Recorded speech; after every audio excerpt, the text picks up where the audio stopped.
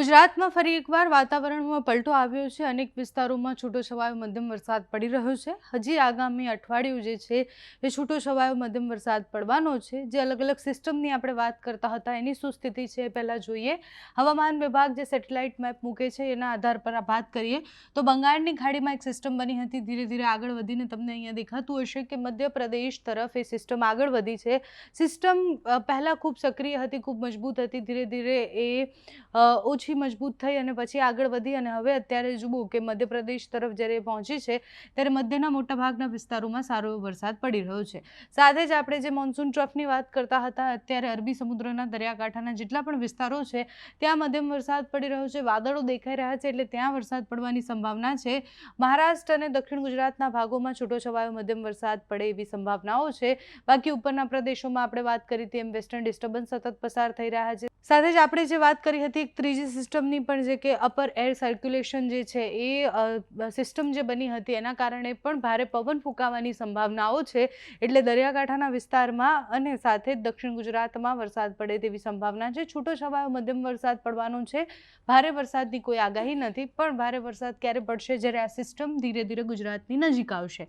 અહીંયા પહોંચેલી સિસ્ટમ હવે નજીક આવે એના પછી 25 તારીખથી વરસાદનો એક નવો રાઉન્ડ શરૂ થશે, જે 31 તારીખ સુધી ગુજરાતના મોટાભાગના વિસ્તારમાં ભારે વરસાદ લઈને આવી શકે છે।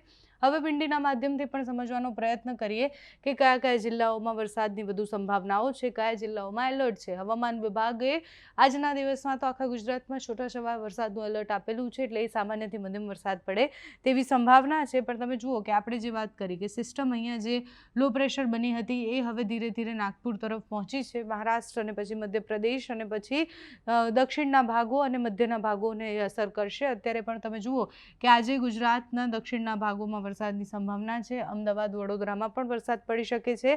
સાથે જ દરિયાકાંઠાના જેટલા વિસ્તારો છે ત્યાં પણ વરસાદ પડવાની સંભાવના છે। કચ્છના અમુક ભાગોમાં પણ છૂટોછવાયો વરસાદ પડે તેવી સંભાવનાઓ છે। એટલે હવે ધીરે ધીરે સિસ્ટમ કેટલી મજબૂત થઈને આગળ વધે છે એના ઉપર પણ નજર રહેવાની છે, કારણ કે એ મજબૂત થતાં થતાં ઉપરના પ્રદેશોમાં એટલે મધ્યપ્રદેશ તરફ આવતી પણ દેખાશે।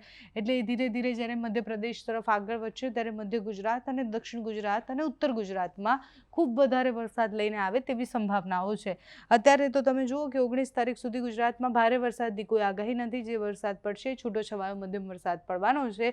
આ જે ટ્રફ ખેંચાઈને આવી રહ્યા છે એના કારણે દક્ષિણ ગુજરાતમાં પણ મધ્યમ વરસાદ પડે તેવી સંભાવના છે। અતિ ભારે વરસાદનો રાઉન્ડ નથી રહેવાનો આ। સાથે જ વેસ્ટર્ન ડિસ્ટર્બન્સ જે સતત પસાર થઈ રહ્યા છે એની પણ આપણે વાત કરી હતી કે ઉપરના પ્રદેશોમાંથી વેસ્ટર્ન ડિસ્ટર્બન્સની સિસ્ટમો પસાર થઈ રહી છે, એના કારણે પણ ખૂબ બધો વરસાદ પડવાની સંભાવનાઓ છે। એટલે આખા ભારતમાં ફરી એકવાર ચોમાસું વધારે સક્રિય થયું છે। જે થોડા સમય માટે ક્યાંય વાદળો નહોતા દેખાતા, જે વાદળો ગાયબ થઈ ગયા હતા, એ વાદળો ફરીથી દેખાઈ રહ્યા છે। સારો એવો વરસાદ આ અઠવાડિયામાં પડે તેવી સંભાવના છે।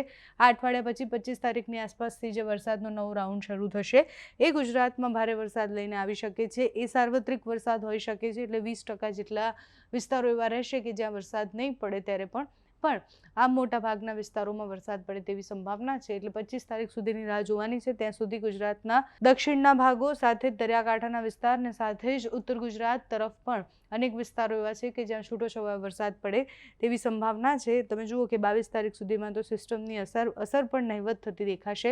એટલે ધીરે ધીરે 25 તારીખની આસપાસ વધુ એક સિસ્ટમ અને એની અસર દેખાવાની છે।